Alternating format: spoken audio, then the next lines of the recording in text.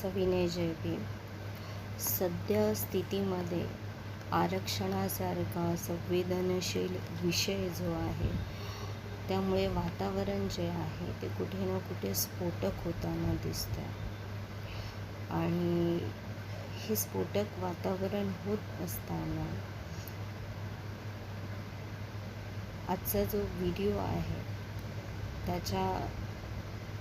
त्याच्यासाठी राजश्री शाहू महाराज एक कर्तव्यनिष्ठ किंवा शिक्षण आणि सगळ्याच बाबतीत म्हणजे आरोग्य जरी असेल आणि सगळ्याच बाबतीत न्यायदानासारख्या किंवा ते न्यायतत्ववादी किती होते ह्या बाबींचा उलगडा आपल्याला काही प्रसंगातून आजच्या व्हिडिओच्या द्वारे सादर करण्याचा प्रयत्न आहे.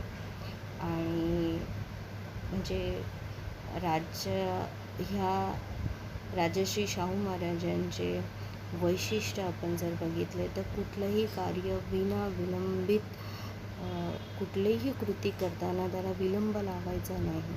मग बघा म्हणजे केवळ आदेश किंवा सूचना किंवा घोषणा न करता प्रत्यक्ष कर्तव्य क्षमतेने किंवा त्याची जाणीव ठेवून त्याची अंमलबजावणी करायची. मग ती करताना कशा पद्धतीने तर ती सोप्या साध्या आणि सहज भाषेत समजेल किंवा लहान लहान उदाहरणातून प्रत्यक्ष अनुभवातून स्वतःच्या विचारांना आचरणामध्ये आणणारा हे राजे होते. आणि म्हणजे न्यायतत्ववादी हे राजे किती होते हे त्यांनी 26 जुलै 1902 साली म्हणजे आजचा जर विचार केला तुम्ही हे 2024 साली जवळजवळ 122-23 वर्षापूर्वी जर तुम्ही बघितलं तर ही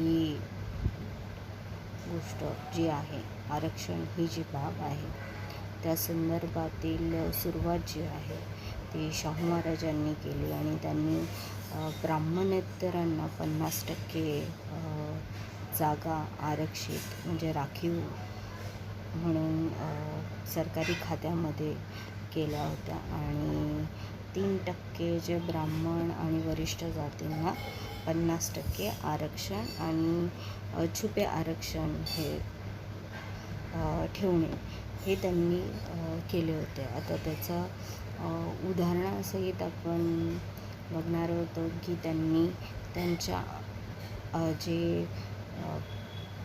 आरक्षणाचं धोरण हे तत्त्व आहे ते जे त्यांनी ॲडॉप्शन केलं थॉट प्रोसिजर किंवा जे ते विचार आहेत ते त्यांनी आचरणात पण आणलेले आहे. त्यांचे उपक्रम जर तुम्ही बघाल तर तुम्हाला प्रत्यक्षात त्या गोष्टींची अनुभूती येईल.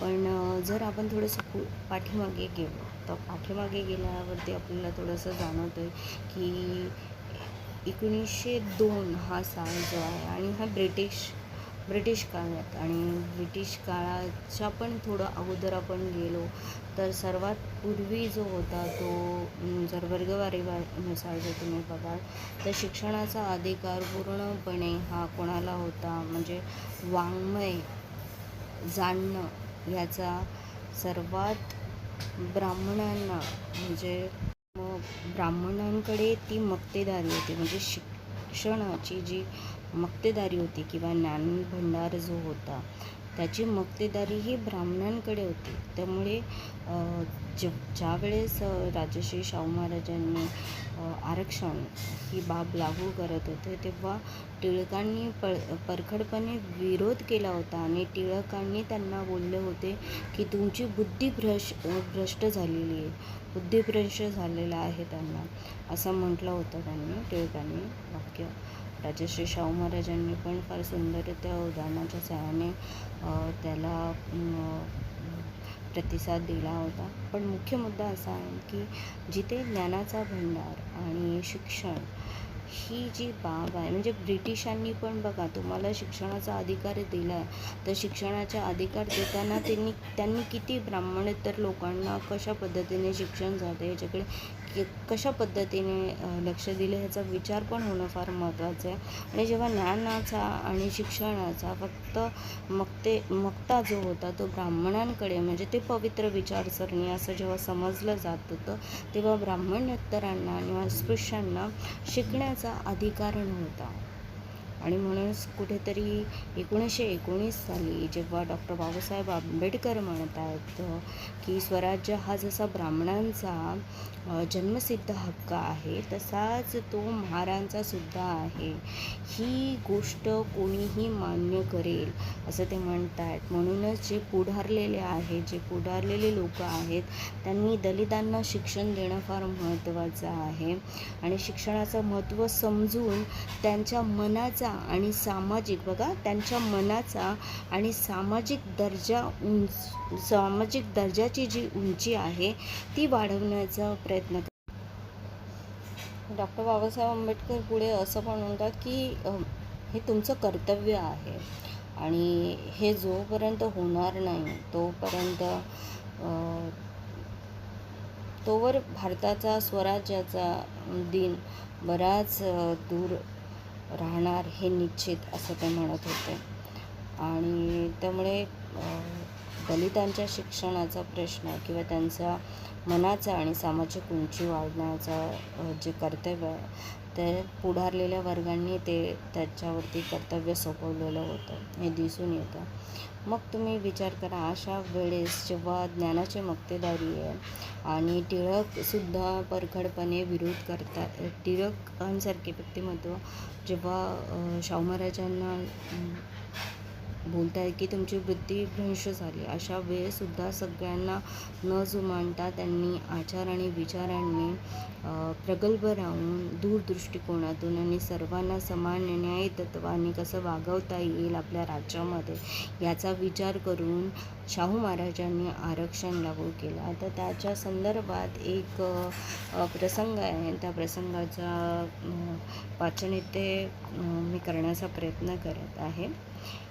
एकदा शाहू महाराज सोनटळी कॅम्पात सहज फेरफटका मारीत होते. त्यांच्या समवेत एक सुशिक्षित गृहस्थ होते. सहज बोलता बोलता ते गृहस्थ महाराजांना म्हणाले, महाराज, एक प्रश्न विचारू का?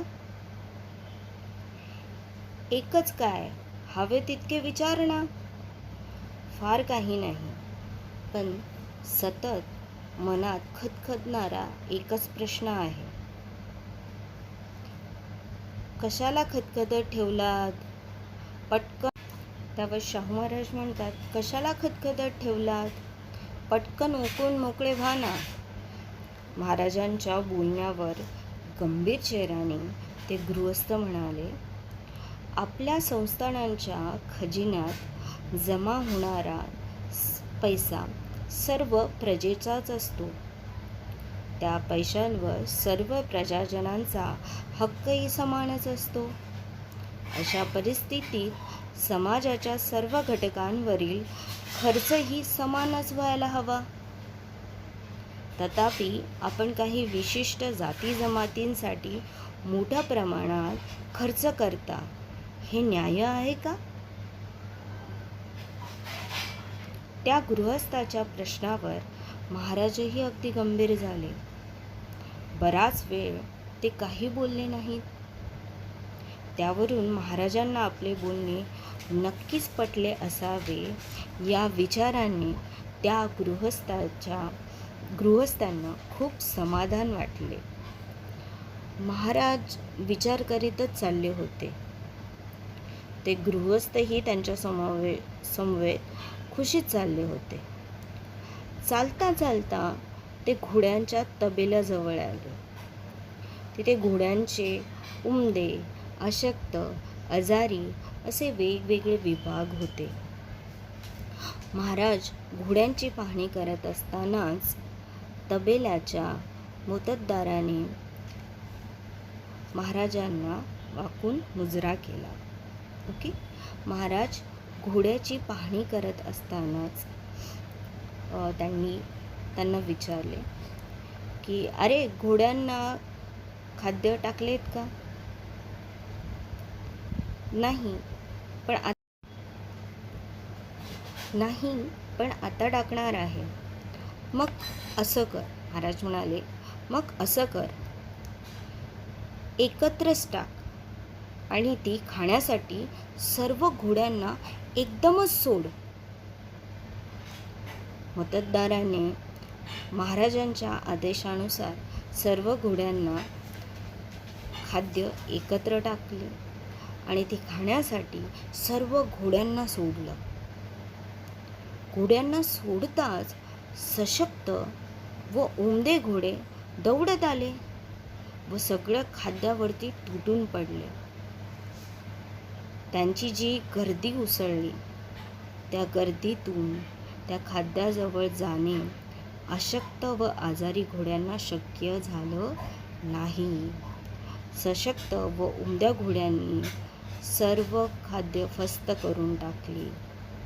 अशक्त आजारी घोड्यांना एक कणही मिळाला नाही.